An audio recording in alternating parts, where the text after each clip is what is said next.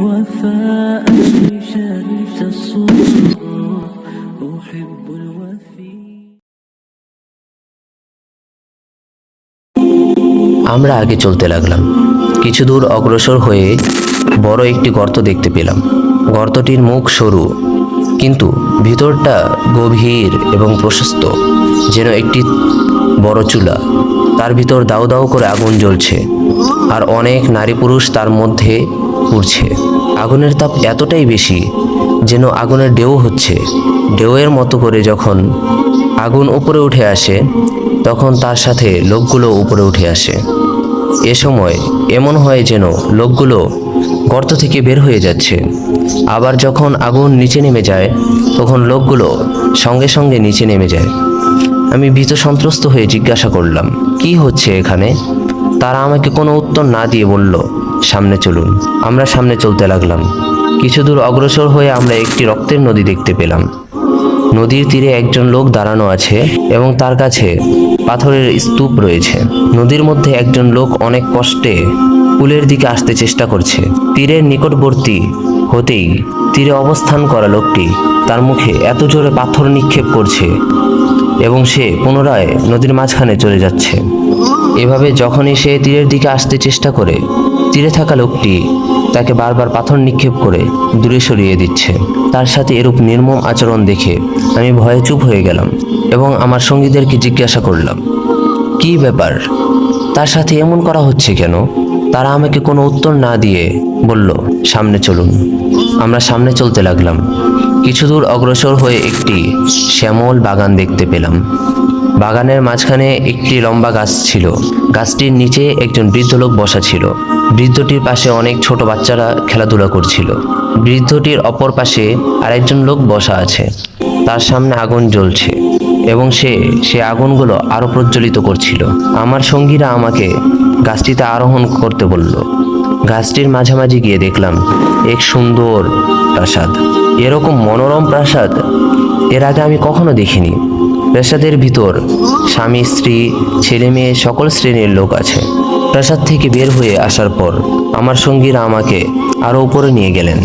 সেই প্রাসাদ থেকে আরো সুন্দর একটি প্রাসাদ দেখতে পেলাম। তার ভিতর দেখলাম শুধু বৃদ্ধ আর যুবক। অতঃপর আমি আমার সঙ্গীদের জিজ্ঞাসা করলাম, আপনারা আমাকে নানা স্থান ভ্রমণ করালেন, এখন বলুন এর পিছনে ঘটনা কি ছিল? অতঃপর আমার সঙ্গীরা বলল, প্রথমে যে লোকটির মাথা কর্তন করা হচ্ছিল, সেই লোকটি দুনিয়াতে মিথ্যা কথা বলতো এবং তার মিথ্যা কথা চারদিকে প্রসিদ্ধি লাভ করত। অর্থাৎ আমরা দুনিয়াতে যেরূপ সাংবাদিক কিংবা ইউটিউবার অথবা অন্যান্য কন্টেন্ট ক্রিয়েটরদেরকে দেখি, তাদের নেয়। দ্বিতীয় যে লোকটির মাথা পাথর দ্বারা চূর্ণ বিচূর্ণ করা হচ্ছিল, সে দুনিয়ার একজন আলেম ছিল, কোরআন হাদিস শিক্ষা করেছিল, কিন্তু সে অনুযায়ী সে নিজেও আমল করেনি এবং অন্যকেও তা অনুযায়ী আমল করার আদেশ দেয়নি। যার মাধ্যমে এলমে দ্বীন প্রচার হতো, সে রাতে শুয়ে আরামে কাটাতো।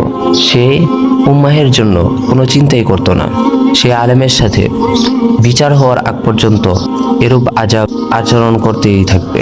তৃতীয় যে লোকগুলো তন্দুরের চুলার ন্যায় গর্তের মাঝে আগুনের ভিতর হাবুডুবু খাচ্ছিল, তারা দুনিয়ায় ব্যভিচারী পুরুষ ও নারী ছিল।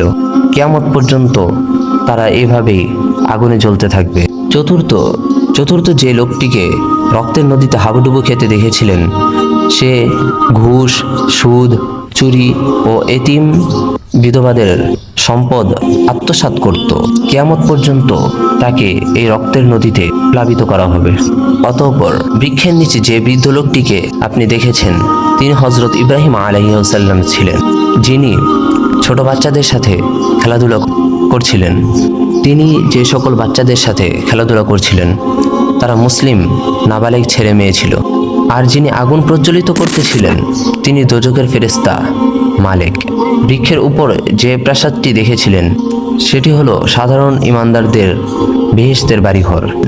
অতঃপর দ্বিতীয় যে প্রাসাদটি দেখেছিলেন, তা হলো শহীদদের প্রাসাদ, যারা দুনিয়াতে দ্বীন ইসলামের জন্য শহীদ হয়েছেন। আর আমি জিবরাইল আলাইহিস সালাম এবং আমার সঙ্গে যিনি রয়েছেন, তিনি হলেন মিকাইল আলাইহিস সালাম। এরপর জিবরাইল আলাইহিস সালাম নবী করিম সাল্লাল্লাহু আলাইহি ওয়াসাল্লামকে বললেন, আপনি এখন উপরের দিকে দৃষ্টিপাত করুন। আমি উপর দিকে তাকিয়ে একখণ্ড সাদা মেঘের মতো দেখলাম। জিব্রাইল আলাইহিস সালাম বললেন, এটা আপনার প্রাসাদ। আমি বললাম, আমাকে ছেড়ে দাও, আমি আমার প্রাসাদে যেতে চাই। জিব্রাইল আলাইহিস সালাম বললেন, আপনার এখনো সময় হয়নি, এখনো আপনার দুনিয়াতে হায়াত বাকি রয়েছে। যখন আপনার দুনিয়ার হায়াত শেষ হবে তখন আপনি সেখানে যেতে পারবেন। উপদেশ: এই হাদিস থেকে আমরা কয়েকটি বিষয় বুঝতে পারি। প্রথমত, মিথ্যা প্রচার করার ভয়াবহ শাস্তি। দ্বিতীয়ত, আলেম হওয়া সত্ত্বেও বেআমল, তার পরিণতি। তৃতীয়ত, জিনার প্রতিফলন। চতুর্থ, সুদখোর ঘুষখোর লোকদের আযাব।